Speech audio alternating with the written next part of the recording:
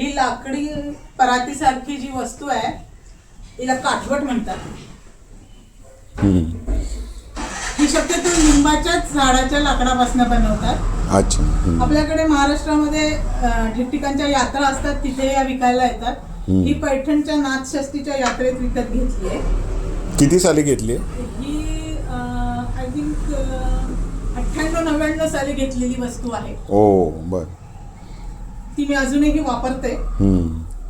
याच्यात भाकरी खूप सुंदर थापता येते, कणिक खूप सुंदर मळता येते न चिटकता. मळायला याला जोर दिला तर हे हलत नाही, बेस चांगला राहतो आणि खूप पातळशी भाकरी याच्यावर थापता येते. याला काठवट असं म्हणतात.